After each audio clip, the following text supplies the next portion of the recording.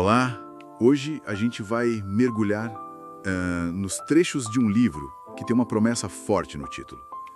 PNL, 39 técnicas, padrões e estratégias de PNL para mudar a sua vida e de outros. Uma promessa e tanto, né? Pois é, a ideia do material é bem clara. Usar a PNL, a programação neurolinguística, como um guia prático para reprogramar a mente e transformar a vida mesmo, talvez até de forma rápida. Exatamente. O livro constrói uma narrativa, sabe? Começa dizendo que nossos resultados, eles vêm dos nossos comportamentos. E esses comportamentos nascem dos nossos estados mentais. Estados mentais. Isso. E esses estados, o material diz, que a gente cria com as nossas representações internas. O que a gente imagina, o que a gente fala pra gente mesmo, sabe? O diálogo interno. Ah, claro. Então a PNL, do jeito que tá aqui, se apresenta como um manual pra gente aprender a dirigir o próprio cérebro. Assumir o controle dessas representações. Interessante essa metáfora do diretor de cinema, né? E o livro conta como tudo começou? Sim, mencionar rapidinho as origens, lá nos anos 70. O Richard Bandler e o John Grinder, eles começaram a modelar, a observar terapeutas que tinham resultados excepcionais. Para entender o que eles faziam de diferente. Isso, para decodificar o que tornava eles tão eficazes, focando muito na linguagem que usavam, no comportamento, né? Ok, então vamos seguir essa narrativa do livro. Como ele propõe essa tal mudança de vida? Por onde começa? Boa pergunta. Olha, o ponto de partida que o texto bate muito na tecla é definir o que se quer de um jeito muito claro. Eles chamam de resultados bem definidos. Resultados bem definidos, faz sentido. Não adianta só focar no que não se quer. O exemplo clássico é, não quero ser pobre. O livro diz que isso não funciona bem para o cérebro. Tem que ser o contrário, né? Exato. Tem que focar no positivo, ser específico, detalhar, quase como se você já pudesse sentir, ver, ouvir o objetivo, sabe? Como se fosse real agora. E também, dividir em passos menores, pensar nos recursos que vai precisar. É tipo dar um endereço bem certinho para o cérebro seguir. Entendi. É a base e o fundamento de tudo.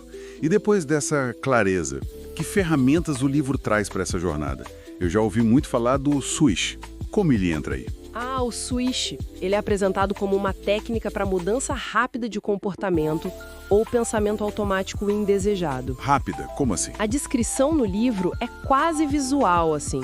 Primeiro, você identifica qual é a imagem ou sensação que dispara aquele padrão negativo. Sei lá, a imagem de um doce que te faz quebrar a dieta. Ok. Aí você cria uma outra imagem, bem forte, poderosa, de como você quer ser ou se sentir naquela situação. Uma imagem cheia de recursos, de confiança, por exemplo. Tá, e aí? E aí vem o Swish. Mentalmente, você faz um movimento muito rápido, tipo um piscar de olhos, onde essa imagem positiva, ela cresce, substitui, quase esmaga a imagem negativa. Uau! A promessa do livro é que se você repetir isso algumas vezes, com velocidade e intensidade, o gatilho original perde a força. Sugerem usar para parar de roer unha, ganhar confiança para falar em público, essas coisas. Interessante essa ideia de editar as representações mentais assim de forma rápida. E o livro continua com mais técnicas. A tal da ancoragem é muito falada também, né? Sim. A ancoragem ela é descrita como fundamental. Essencial mesmo na PNL. E o que seria? A ideia básica é criar uma ligação, uma associação forte entre um estado interno, que você quer ter mais acesso, tipo calma, foco, confiança, e um gatilho específico. Um gatilho? Como assim? Pode ser qualquer coisa que você consiga reproduzir fácil. Um toque em algum lugar do corpo, um gesto discreto com a mão, uma palavra que você diz mentalmente, até uma imagem que você visualiza. Entendi. O texto explica que você cria essa âncora no momento em que você está vivenciando aquele estado de forma bem intensa. Aí depois, quando precisar daquele estado, basta acionar o gatilho, fazer o toque, o gesto, que o estado vem junto. Que prático. O livro coloca como um atalho mesmo, para acessar seus próprios recursos internos quando você mais precisa deles. É bem poderosa essa ideia. Então definimos o rumo, temos ferramentas para mudar padrões como o Swish, para acessar estados bons com âncoras. Mas e quando a gente tropeça? Quando as coisas não dão certo? Como o material sugere lidar com fracassos? Ótima pergunta. Aí entram dois conceitos que o livro detalha bem. Converter fracassos em feedback e encontrar a intenção positiva. Feedback. Interessante. A PNL, segundo o livro, não encara erro como fracasso, mas como informação. Feedback. O que funcionou, o que não funcionou. É aprender com o processo para ajustar a rota. E a intenção positiva. Isso parece mais profundo. É assim. A ideia é que, mesmo comportamentos que a gente acha ruins, negativos ou até de autossabotagem, eles têm uma razão de existir, uma intenção positiva na origem. Mesmo a autossabotagem? Mesmo. Talvez aquele comportamento esteja tentando te proteger de algo, ou buscando atenção, ou satisfazendo alguma necessidade básica, só que de um jeito meio torto, inadequado, sabe? Entendi. Nossa, que mudança de perspectiva. Exato. E o livro diz que quando você consegue identificar essa intenção positiva por trás, aí fica mais fácil encontrar outras formas mais saudáveis e construtivas de atender aquela mesma necessidade. Tem até técnicas para negociar com essas partes internas. Faz sentido. E essa coisa de mudar a perspectiva me lembra outra técnica que o material menciona, as posições perceptivas. É sobre ver as coisas de outros ângulos. Exatamente isso. O livro descreve como uma ferramenta para ganhar flexibilidade, empatia e objetividade. Como funciona? Basicamente, sugere analisar uma situação, um conflito, uma conversa, a partir de pelo menos 3 pontos de vista diferentes. Primeiro, o seu próprio, né? A sua perspectiva normal. Primeira posição. Certo. Depois, se esforçar para ver a situação pelos olhos da outra pessoa envolvida. Tentar sentir o que ela sentiria, pensar como ela pensaria. Segunda posição. Isso ajuda na empatia. Desafiador. Mas muito útil. E a terceira posição é ver a interação de fora, como se fosse um observador neutro, sabe? Um espectador imparcial. Terceira posição. Isso traz objetividade. Para sair um pouco da emoção do momento, talvez. Justamente. O livro argumenta que só essa troca de posições já pode destravar muitos insights, soluções para conflitos, melhorar a comunicação. Alguns autores de PNL falam até de posições mais amplas, tipo a do sistema todo, ou uma visão mais cósmica. Interessante. E, para fechar essa caixa de ferramentas que o livro apresenta, ele fala de metaprogramas. Que nome é esse? O que seriam?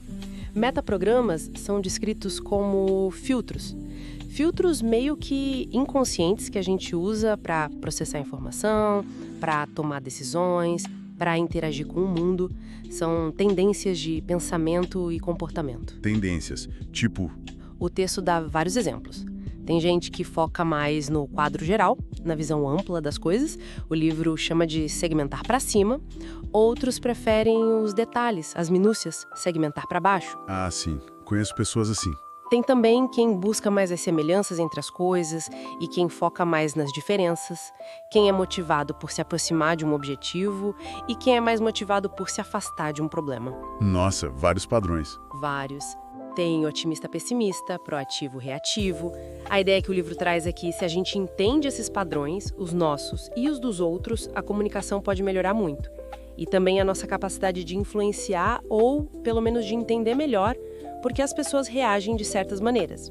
Então, se a gente for contar a história que esse livro propõe, é uma jornada, né? Começa com a gente definindo muito bem para onde quer ir, com os resultados bem definidos. Isso, o primeiro passo. Aí o livro oferece ferramentas para a gente começar a editar a mente.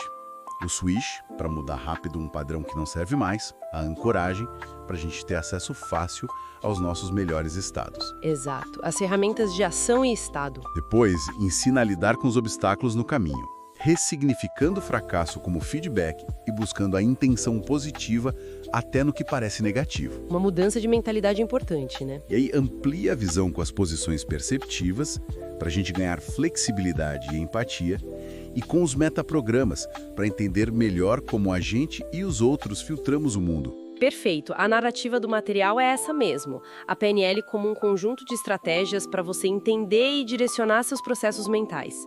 A promessa é que, ao fazer isso, você influencia diretamente seus comportamentos e, consequentemente, seus resultados na vida. É quase como receber um manual de instruções para o cérebro, que a gente achava que não vinha com um. É essa a proposta central, sim. Que gerenciando as representações internas e os estados mentais com essas técnicas, é possível mudar e alcançar o que se deseja. Fica então a reflexão, né? Se essa capacidade de direcionar a mente, como o livro descreve, é tão acessível, qual seria aquele primeiro, talvez pequeno, ajuste consciente na nossa forma de representar o mundo internamente, que poderia, quem sabe, destravar o maior impacto lá fora, na nossa realidade?